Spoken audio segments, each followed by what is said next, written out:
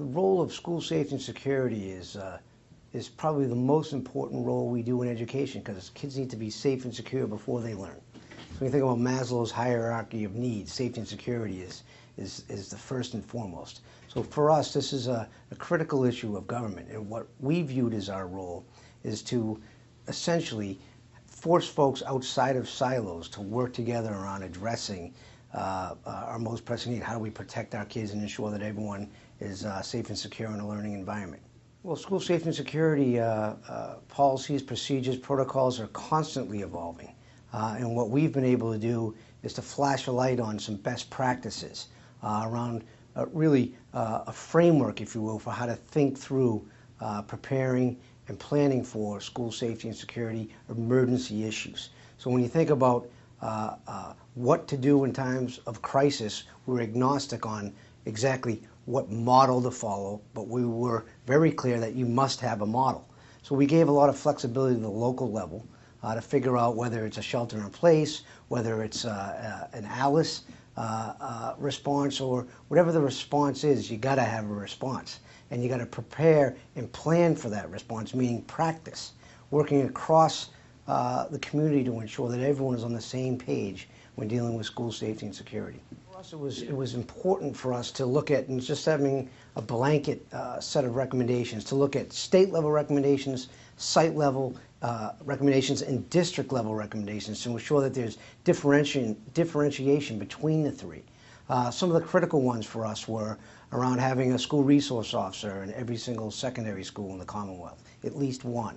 To have a school psychologist, if no more than 750 students is another. Critical around planning to ensure that police, fire, EMS are all part of the district level planning team, to ensure that practice happens at all times of the school day, to ensure that we're always ready to address those needs. Those are some of the critical recommendations that we've put in. There are 27 recommendations in our report. School safety and security is a local issue. Right now there's some mandated reporting that the local systems have to do, and we address that in our report. But what we're suggesting is a framework for them to think differently about school safety and security, to think outside of boxes. You know, to ensure that the superintendent, the police chief, the fire chief, the town manager or city mayor are all working together congruently to ensure that everyone is in line and knows what to do in case of an emergency.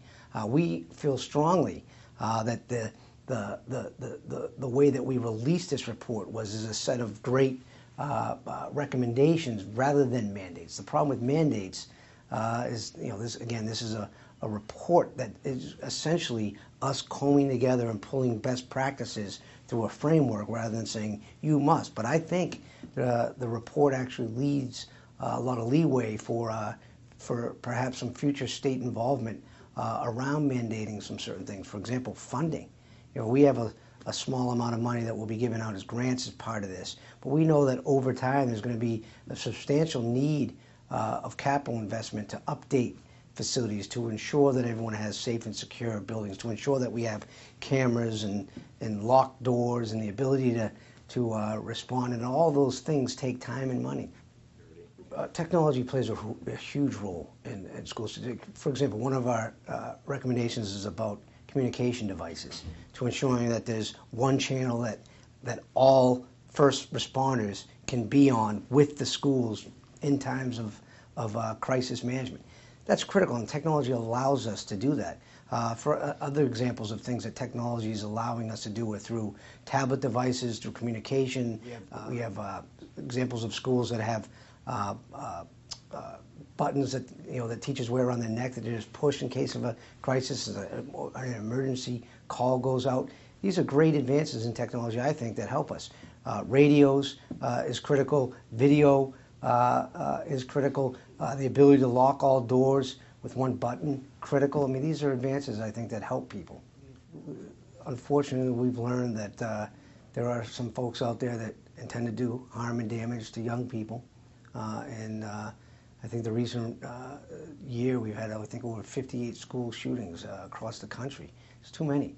I think safety and security has got to be something that's necessary. I don't believe in over-the-top militaristic approach to ensuring that everyone is where they're supposed to be, what time doing what they're supposed to be doing. But I think that folks being thoughtful, working things out at the ground level, which is the site level schools, it will help benefit this need overall.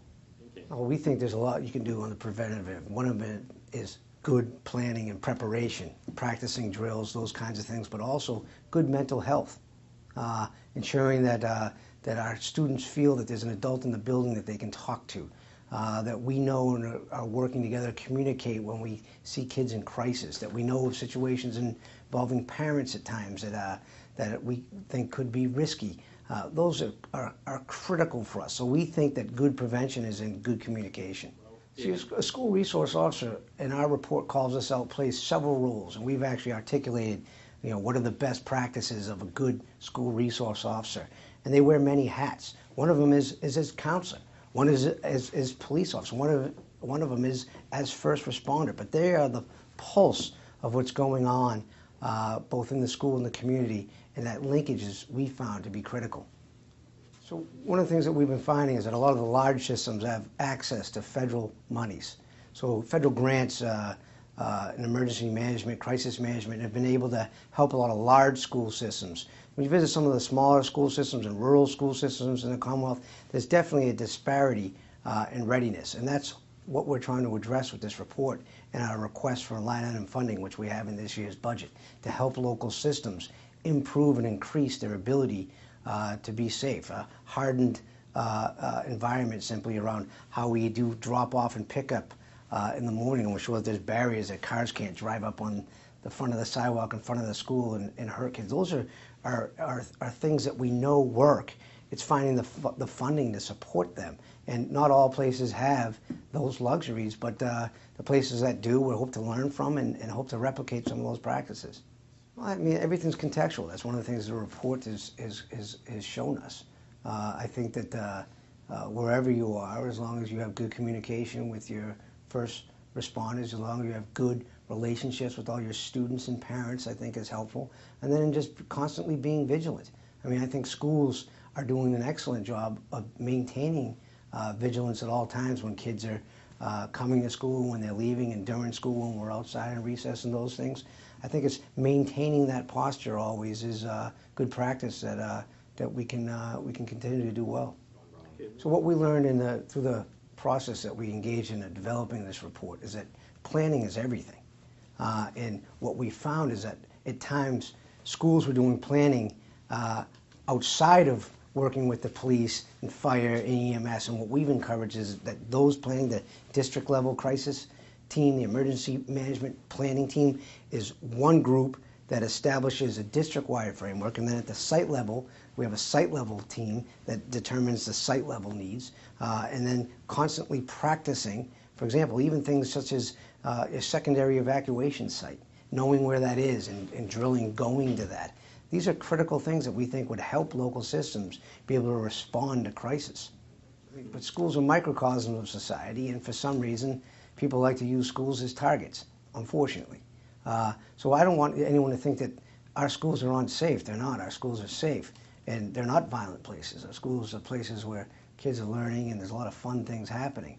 But unfortunately, people use our schools as targets, and we have to be able to be prepared to respond to that when the time comes. But I don't want anyone to think that our schools are unsafe, and that's why we're doing this. But we're being proactive and saying, hope to God we don't have any incidents like Newtown happen again. It's unfortunate, and I think that we can, through these best practices, through this framework, can do a good job being ready if the time comes. And aside from acts of violence, what are some of the other safety issues that are facing our schools? Well, I mean, I think mental health is always an issue. Kids that perhaps want to hurt themselves or someone else, these are issues that we got to address. I think parents that perhaps want to hurt themselves or their kids or someone else is something that we got to be, always ready for. But I think that through, again, honest, open communication, sharing information is the best way to mitigate that. And the task force included various stakeholders, including members of the law enforcement, education, the legislative communities. I believe there was a student representative Yeah. on the panel as well. And what do you feel each of those communities were able to learn from one another? And what do you think they were able to take away from being exposed to different perspectives? Well, task force was made up of 22 members appointed by the governor, including a student from Everett.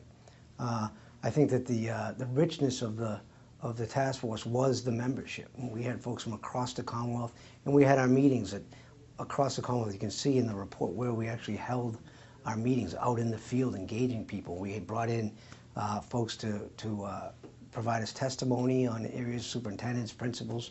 We had a parent, those kinds of folks.